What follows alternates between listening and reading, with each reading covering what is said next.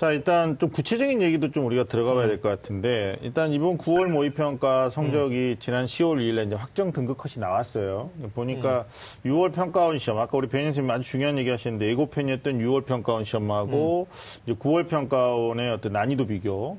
근데 뭐 한국사를 제외한 나머지 8개 과목에서 보니까 사회문화하고 경제를 제외한 나머지 과목이 전부 등급컷이 올라갔습니다. 그러니까 9월 쉽게 나오니까 이제 수험생들 입장에서는 이제 궁금해하기도 하겠죠. 실제 수능이 난이도는 어떻게 될 거냐.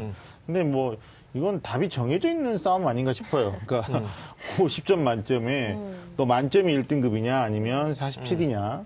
뭐 좀 이제 이번에 경제가 어렵게 나오면서 전년도 수능이 좀 쉬웠었기 때문에요. 등급컷이 9월에 43점인가요? 이렇게 형성이 됐던 걸로 나오긴 하는데, 글쎄 뭐 탐구는 솔직히 1등급이 어떻게 될까요? 2등급과 격차는 어떻게 될까요? 이걸 물어보는 것보다 지금 수능도 비슷한 수준으로, 9월과 비슷한 수준으로 좀 쉽게 출제될 수도 있다. 뭐 일부 학부모님들 말씀드리고 너무 무책임한 거 아니냐 그러는데, 항상 저희들이 입버릇처럼 말씀드린 겁니다만은 수능의 불수능이냐 물수능이냐 이거는 국수형에 제한된 말이고요. 사회탐구는 수년째 계속 쉽지 않았습니까? 네. 그래서 이제 우리 친구들이 어떤 이제 공부를 할 때 어떤 등급컷에 맞추는 것보다는 아까 말씀하셨던 것처럼 자기가 취약한 단원을 정리해야 된다. 그 다음에 예고편이었던 6월과 9월에서 나에게 부족한 부분이 무엇인지 찾아야 된다. 그렇다면 좀 더 좁혀서 8개 과목 가운데서 어떤 좀 참신한 신용 문항들이 좀 출제가 됐는지 그리고 그런 문제들을 만났을 때 또 우리는 어떻게 대처해야 되는지에 대해서 선생님이 좀 풀어주시면 좋을 것 같아요.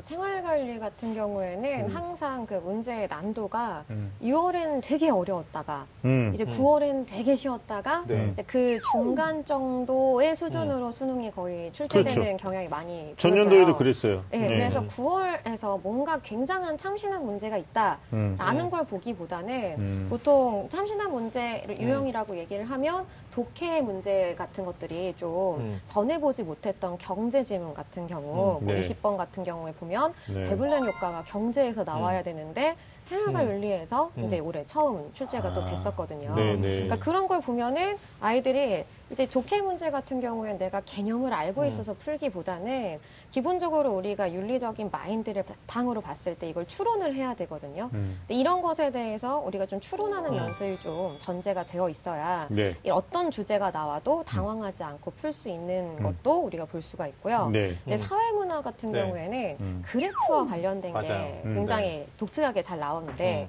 이번에 15번에 근로장려금 제도 문제가 나왔어요.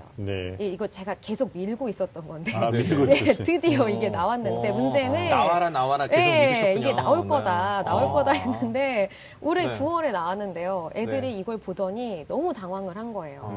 이게 사다리꼴 그래프가 나왔는데 수학의 기울기를 알아야 풀 수 있는 그런 개념이 나온 거죠. 그래서 이거를 해설 강의를 제가 모든 선생님들과 다 분석을 해봤는데 대체적으로 선생님들이 이걸 수학 공식화 시켜서 푸시더라고요. 근데 사회문화는 수학이 아닙니다. 그럼 이걸 내가 그래프를 보고서 이해를 할 수 있는가. 그러니까 그 기울기 정도만 파악하면 공식을 안 써도 충분히 풀 수 있었던 문제였거든요. 근데 애들이 여기에서 이제 당황을 해서 막 수식을 만들어내는 거예요. 근데 내가 만약에 문제 풀고 수식 만들고 거의 한 3, 4자리 숫자 이상 계산하고 있다. 솔직히 망한 거예요. 그러니까 우리가 뭔가 이렇게 신유형 문제가 나왔을 때에는 대단한 걸 요구를 하는 게 아니라 우리가 알고 있는 지식 안에서 푸는 거다. 그러면 솔직히 말하면 그려도 나와요. 그러니까 우리 수학 문제 모를 때 하나하나 그려서 푸는 그런 거 있잖아요. 그렇게 해도 나오긴 나오니까 당황하지 말고 아는 선지부터 풀자. 우선 내가 알고 있는 정보부터 해결해 나가면 충분히 문제를 풀 수 있으니까 그런 방법을 써보는 것도 좋을 것 같아요. 그러니까 예전에 국어에서 정진 선생님 나왔을 때도 이와 비슷한 말씀을 하셨단 말이에요. 그러니까 전혀 낯선 비문학의 지문이 나왔는데 학생들이 소화하기 어려운 정말 고지식의 질문은 없다. 결국은 거기 안에서 너무 깊이 들어가면 제한 시간에 문제를 못 풀고 결국은 이제 멘붕 오는 거죠. 함몰되는 건데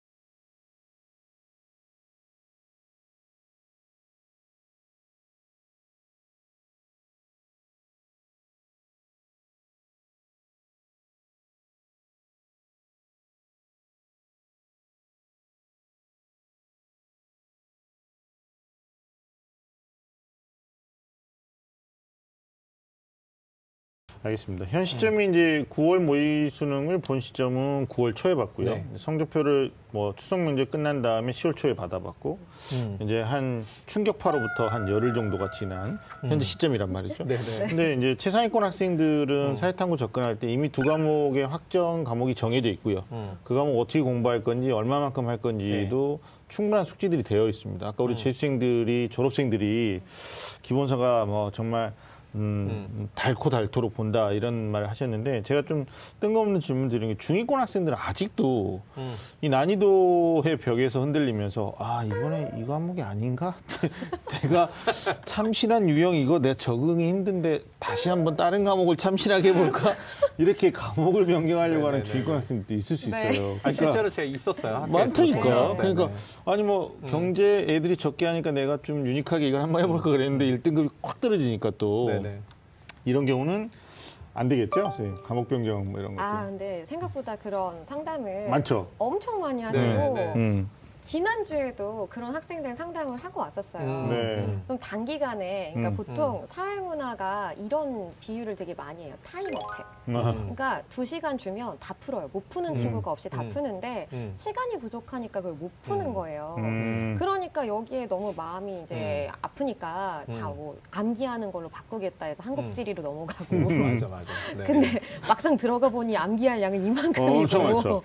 그래서 보통 이런 친구들이 이제 어떻게 하면 빨리 성적을 올릴 수 있을까 질문을 많이 하는데요. 네. 그러니까 제가 솔직히 이 단기간에 성적을 올리는 것은 제가 복권을 사서 그걸 긁는 마음이랑 비슷하지 않을까라는 생각을 합니다. 네네. 그러니까 누구나 복권 당첨되고 싶죠. 네. 근데 그 확률이 높진 않아요. 네. 그래서 큰 기대는 우선 하지 말고 그래도 어쨌든 복권에 당첨되는 사람들은 그 복권을 사서 긁는 사람이죠. 네. 그러니까 우리가 단기간에 음. 아까도 얘기했듯이 기출문제 3개년 정도. 음. 그러니까 3개년 해봤자 6월, 9월 수능 3개씩 하면 9개네. 9개 수능. 그럼 네. 이제 총 20문제씩 한 180문항이에요. 네. 근데 180문항 솔직히 분석하는 거 하루면 다 되거든요. 아, 네. 좀 하루가 심하면 네. 이틀 정도면 분석이 다 돼요.